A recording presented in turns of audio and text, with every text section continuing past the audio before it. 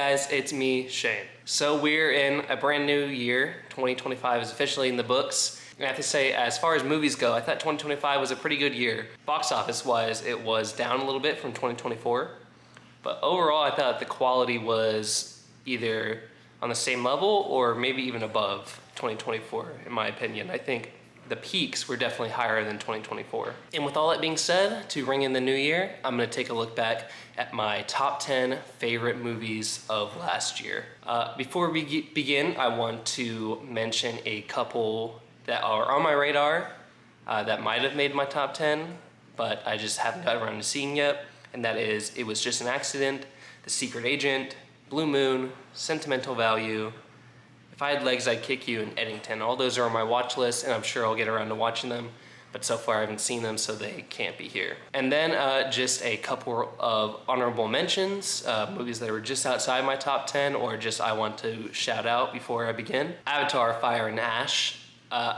Even if the Avatar movies don't have like super in-depth plots or complex characters, I'm gonna be in the theater opening weekend every single time just because these movies are a spectacle, and I feel like they're kind of what movie theaters are made for. Being there, seeing it in 3D on the biggest screen possible, you literally feel transported to Pandora, and I don't know, I'm never gonna get tired of them, so I'll always be there for the next Avatar. Then there was Friendship. I'm not a huge Tim Robinson guy, not that I don't like him, I just haven't seen much of his stuff outside of various clips on TikTok. But I thought this movie was really funny, definitely had some of the funniest scenes all year. So as a minor fan liking it a lot, I think if you're a big fan of Tim Robinson's style of comedy, you will absolutely love Friendship. And then finally, a big one that I saw on a lot of people's top 10s, or even some people's number ones, is Weapons. I liked it a lot. I thought it had an amazing ending. It just took me a while to get into it, and maybe on rewatches I'll like it more. But overall, I liked it, I just didn't love it as everyone else seemed to, but I definitely think you should check it out. And with that being said, let's get into my actual list of my top 10 favorite movies of 2025. Judging by the commercial and critical reception, it seems like I'm in the minority here, but I really enjoyed this Mashing Machine. Probably helps that I have not seen the original documentary it's based on, but I thought the story of Mark Kerr in the early days of MMA was really interesting. The main draw here, though, is The Rock. I was very interested to see him do something removed from the brand he's carefully crafted for himself over the years, and in my opinion, he delivered. He completely disappears into the role, which is an impressive feat for how big of a celebrity he is. There was definitely a point in the film where I forgot I was watching The Rock, and I was just watching Mark Kerr. I do think there were some pacing issues, and some things probably could have been trimmed and others expanded on, but overall, I think it's worth the watch just for Johnson's performance.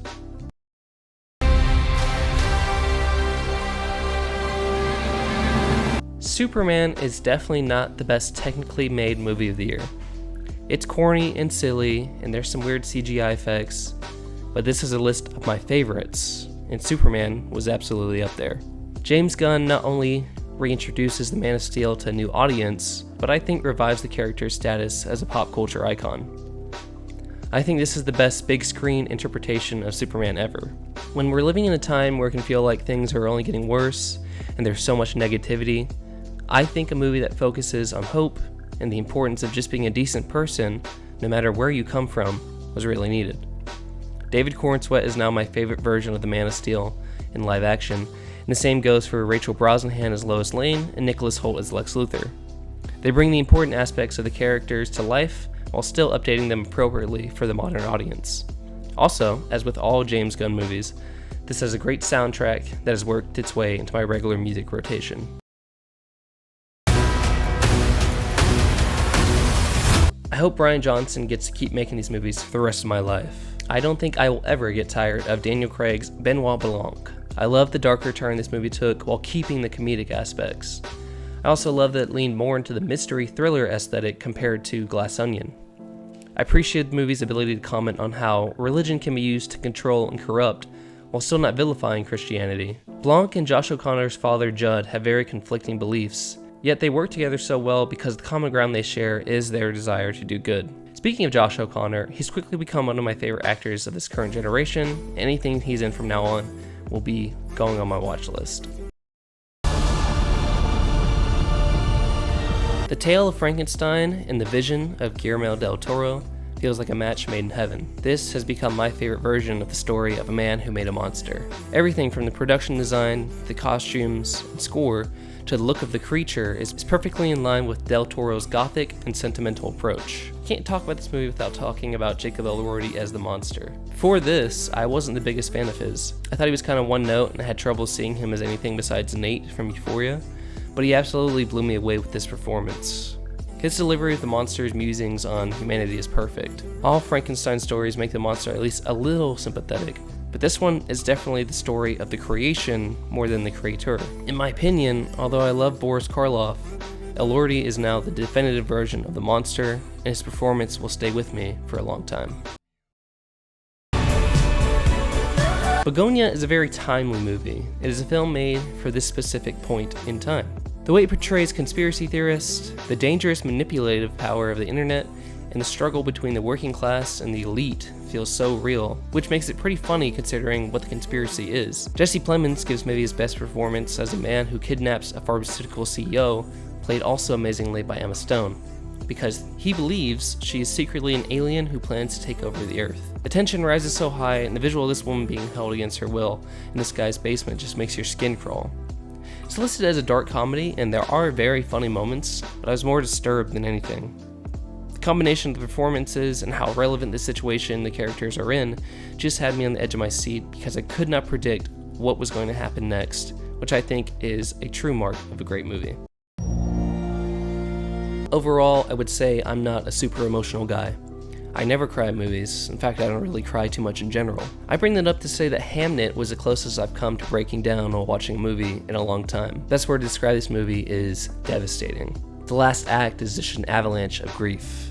This mostly comes from the performances. The story in this is pretty light, so it's up to the actors to carry the emotional weight of the film, and they absolutely deliver. Jessie Buckley and Paul Mescal give two of the best performances of the year as Agnes and William Shakespeare as they grapple with the death of their son, Hamnet, which also serves as William's inspiration to write Hamlet. They masterfully portray how crushing loss can be, the feelings of isolation and distance it can create, how art can be used as a tool to work through that grief. 12-year-old Jacoby Jupe, who plays Hamnet, also gives one of the best performances by a child actor maybe ever. The hole made by his absence is so big. Hamnet is one of those movies that I love, but can't rewatch regularly because of how sad it is.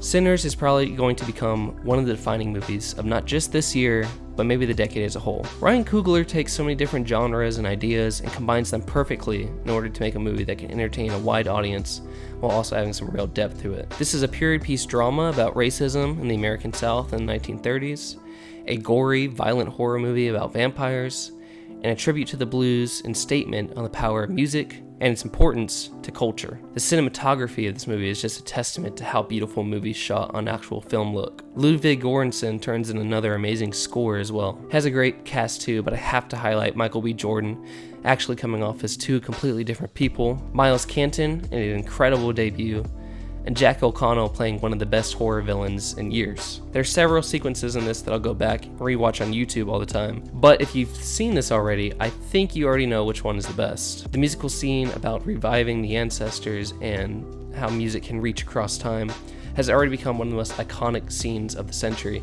and it's a moment that is one of many in an incredible movie. This is the most recent movie on my list to come out, and I'm glad I waited to see this before I made the video. Marty Supreme stomps on the gas and doesn't let up until it's over. The entire thing moves at a chaotic, breakneck speed that doesn't allow you to look away. The ping pong sequences are shot and cut together so well, I felt like I was watching Challengers all over again. I've never been so invested in table tennis. First thing that jumps out when watching Marty Supreme is obviously Timothée Chalamet, giving his career-defining performance, at least so far. In years to come, I think this movie and this moment for him will be remembered as the point where he took the next step to becoming an all-time great. The character of Marty Mauser is narcissistic, selfish, a terrible friend, and an overall piece of shit. And despite all that, you still root for him because of Chalamet's natural charisma and the character's passion rising above everyone else. This is a very American movie.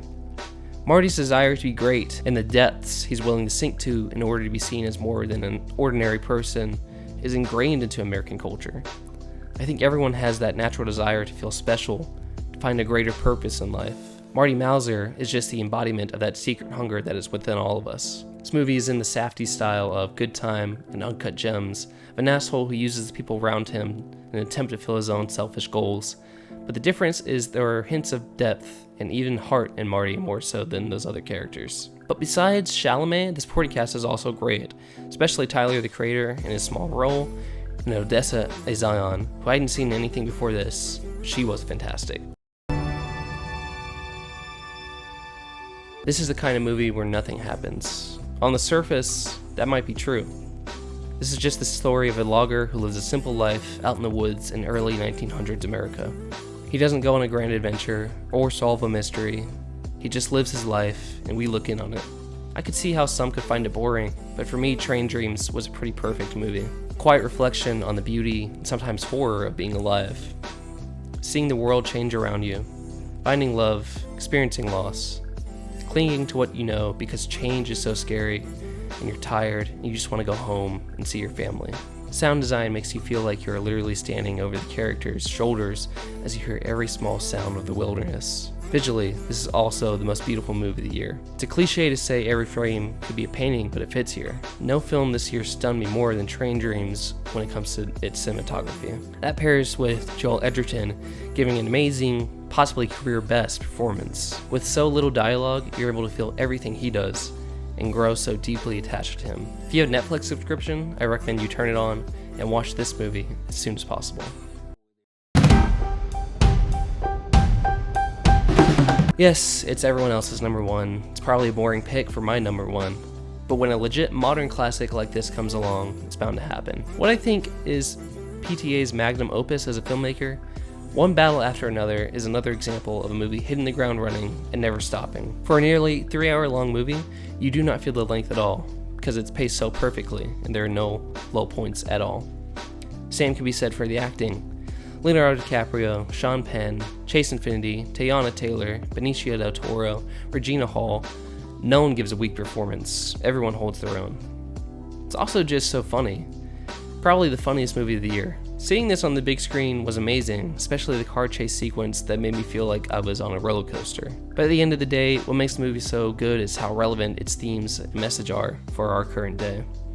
There's parts of this movie that are almost uncomfortably reminiscent of what we see every day on the news. Its ideas about revolution and what it means to be revolutionary also hit pretty close to home in this age of performative and corporate activism. And despite how tense and violent it can be, and how despicable some of the characters in it are, it's still very hopeful. The film expresses that there are plenty of people who are helping their communities every day without looking for recognition or even a thank you.